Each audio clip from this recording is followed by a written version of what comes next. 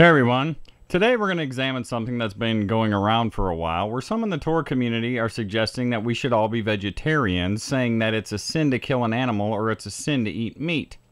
So let's do what we always do, let's hold that up to the Word and see if it matches.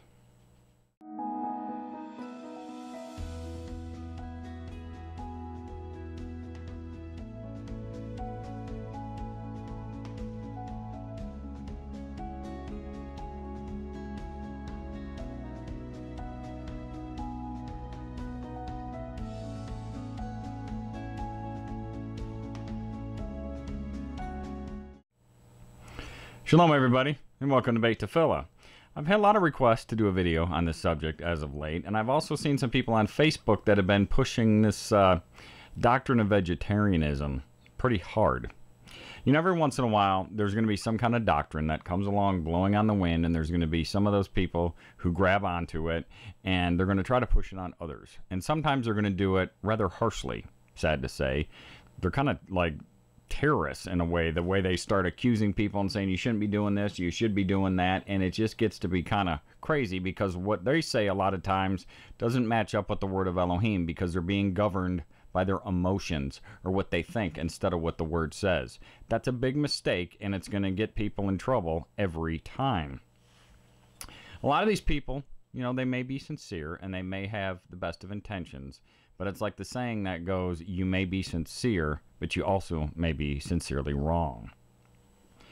Let me also say that this vegetarian issue was going around even in the Seventh-day Adventist Church we used to belong to many years ago. Now, I'm not just talking about the regular vegetarian issue because there's a lot of Seventh-day Adventists who are vegetarians. There's nothing wrong with that. There gets to be a problem when, like this one couple that belonged to that church, were telling everybody, you're pretty much not going to get into the kingdom if you eat meat. They kept that up, and people knew that wasn't right, and eventually they were asked to leave the church. And it was kind of sad because no matter what you tried to show these people with the word, they didn't listen.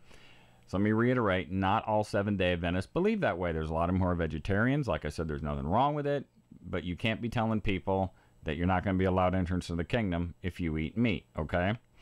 Now let me also add at this point, in this video, I'm not talking about animals that were eaten or not, that whole argument if they were eaten or not in the Garden of Eden or before the flood. That's not the point of this video. People also like to reference this next verse in the King James Bible, Genesis 1:29. And Elohim said, behold, I give you every herb-bearing seed which is upon the face of all the earth, and every tree, and which is the fruit of a tree yielding seed, to you it shall be for meat. So they say, see, that's meat. That's what we're supposed to eat. Well, let's look into that. Meat in that verse is Strong's H402 Oklah. It means food, to consume, devour, eat food, and the last definition, it can be meat. In the ISR Bible, it doesn't translate that word as meat, but it rather translates it as food.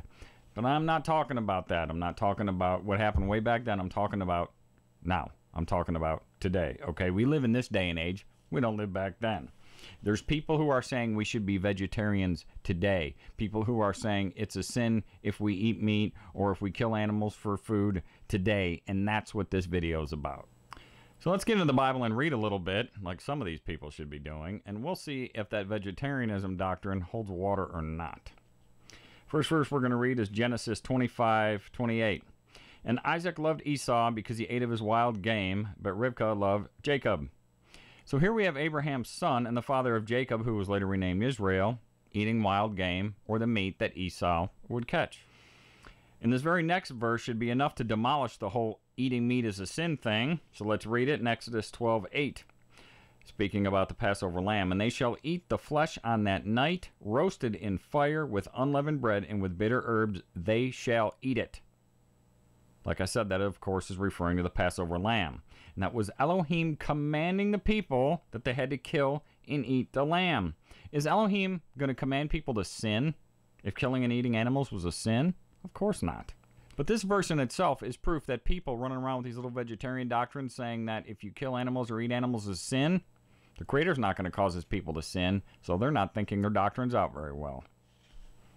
And here we have this excerpt from the food laws given to us by Elohim in Leviticus, chapter 11, 1 through 3. Yahuwah spoke to Moses and Aharon, saying to them, Speak to the children of Israel, saying, These are the living creatures to which you do eat among all the beasts that are on the earth. Whatever has a split hoof completely divided, chewing the cud among the beasts, that you do eat. So there it is. Crystal clear about what Elohim said, what animals we can eat. And let's not also forget this example we have in Genesis 18, 1-8. And Yahuwah appeared to Abraham by the terebinth trees of Mamre while he was sitting in the tent door in the heat of the day. So he lifted his eyes and looked and saw 3 men standing opposite him. And when he saw them, he ran from the tent door to meet them and bowed himself to the ground and said, Yahuwah, if I have now found favor in your eyes, please do not pass your servant by. Please let a little water be brought and wash your feet and rest yourselves under the tree. And let me bring a piece of bread and refresh your hearts, and then go on, for this is why you have come to your servant. And they said, Do as you have said. So Abraham ran into the tent to Sarah and said, Hurry, make 3 measures of fine flour, and knead it, and make cakes. And Abraham ran to the herd, took a tender and good calf, gave it to a young man, and he hurried to prepare it. And he took the curds and the milk and the calf which he had prepared, and set it before them, and he stood by them under the tree as they ate. So here in the presence of Elohim and the messengers, Abraham killed a calf, prepared it, and stood by while they ate it. Apparently, the killing and the eating of the calf didn't faze Elohim at all. Can some people not understand this? However, some people like this verse to prove vegetarianism. Proverbs 23:20. Be not among heavy drinkers of wine or with gluttonous eaters of meat. So you think that all meat eaters are gluttonous. That's not what this verse says. Does this verse say to not be among simple drinkers of wine or among eaters of meat? Or does it say heavy drinkers of wine and gluttonous eaters of meat? It says in Proverbs 23:20-21, Be not among heavy drinkers of wine or with gluttonous eaters of meat, for the drunkard and the glutton become poor. And if you look for them, there's plenty of verses in the scripture about the shame of gluttony.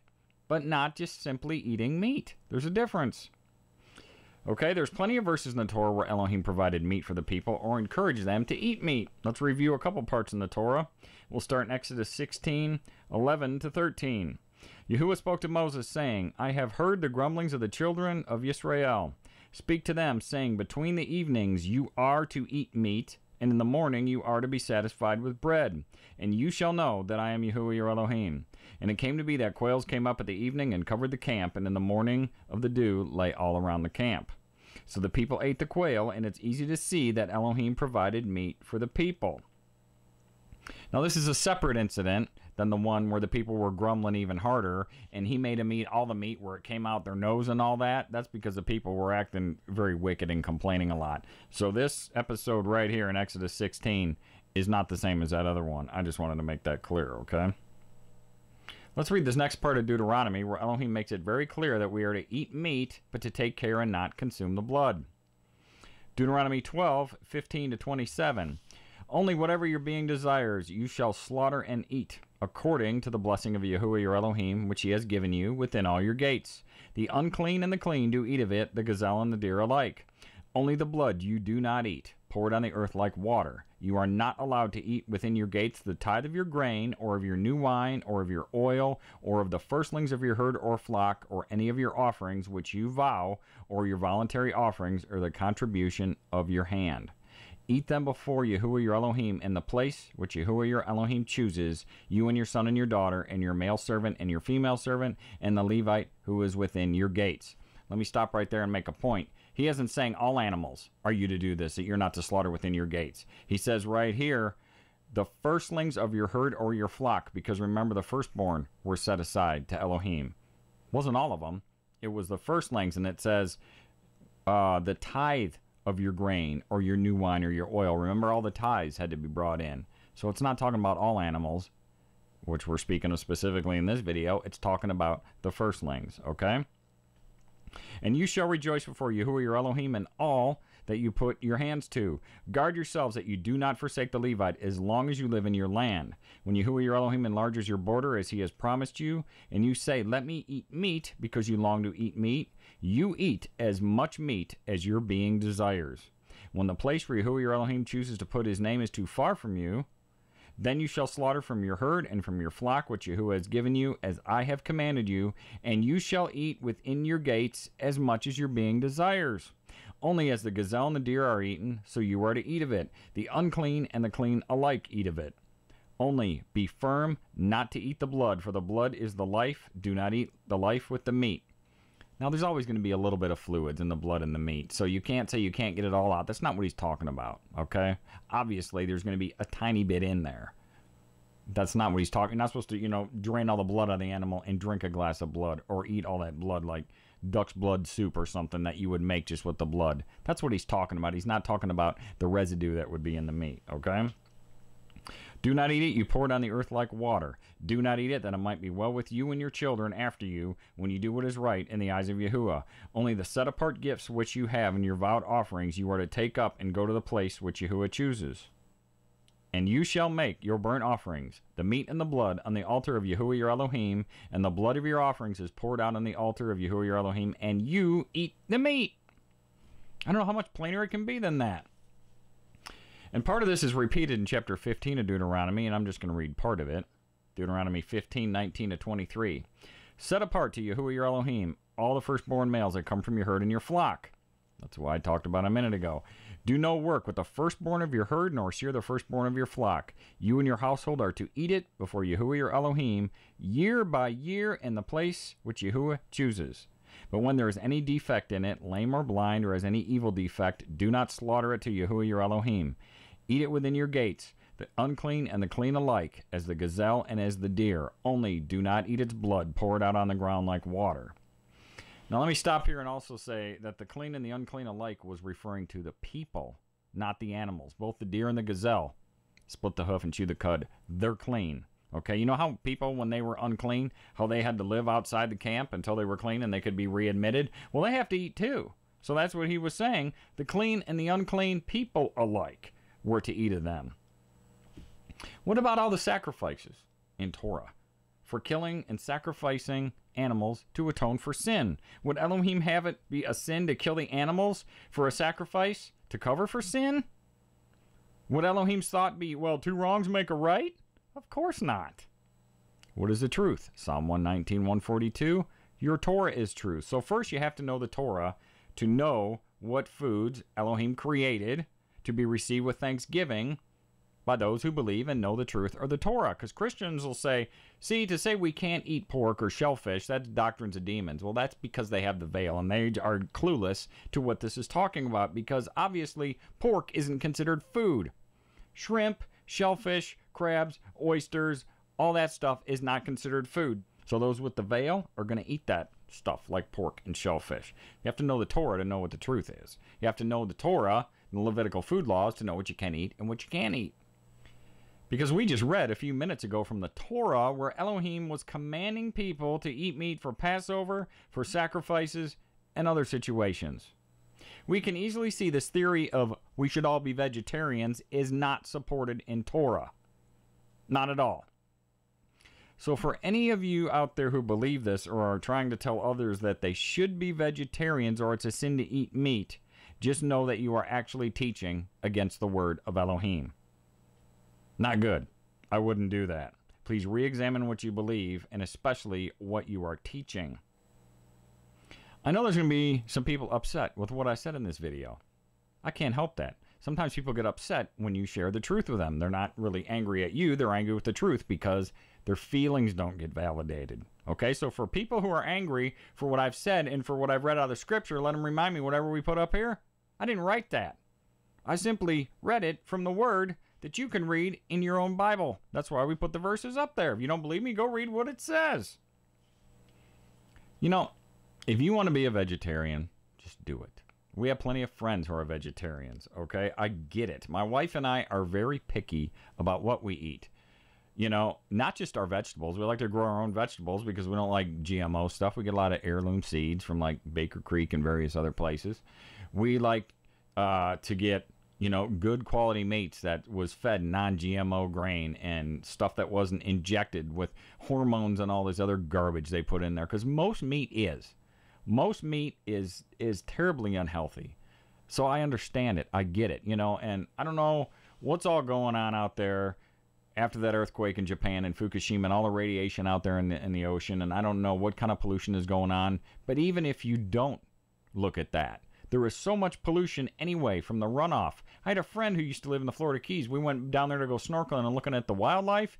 We hadn't been down there in a long time. He hadn't been to this one particular place in years, and he told me, oh, you're going to love it. We'll take so many pictures. There's just wildlife and shells and coral. We get down there. The whole place was dead because all the runoff from the golf courses was killing that. It's all running into the ocean. So, of course, all this stuff is being killed. All this wildlife is being killed. So, yeah, there's a lot of meat that's very unhealthy. I get it. But if you can get healthy meat, like we do, or we try to, it's not a sin to eat that meat. Please stop telling people that it is, okay? Don't make the mistake of telling people that if you eat meat, it's a sin, because it's not. Doesn't jive with the word, okay? Father gave it to us. He set it apart. He said we can eat it. Some of us are going to eat it. If you don't want to, you don't have to. That's your choice. There's a lot of food I don't like to eat, so I don't eat it. But I'm not going to tell somebody, unless it's pork or shellfish or crab or lobster, that's a sin. You can't eat that. But something that's clean, chews a cud, splits a hoof, like deer, cattle, we can eat that. It's to be received because Elohim said we could. That's all I'm saying. So be a vegetarian if you want, but don't go pushing any doctrine on people that doesn't line up with the word. That's all I'm saying. Okay? So everybody, thank you for spending a small part of your day with us. And thanks to all who is sharing our videos, whether you're forwarding them or you're putting them on DVD and handing them out to people. I know we have people all over the world doing that. A lot of people in South Africa doing that. So keep up the great work, guys. We sure appreciate it. Please sub to our channel if you haven't done so yet. Shalom from all of us here at Beit Tefillah Productions. Everybody be blessed and have a wonderful day.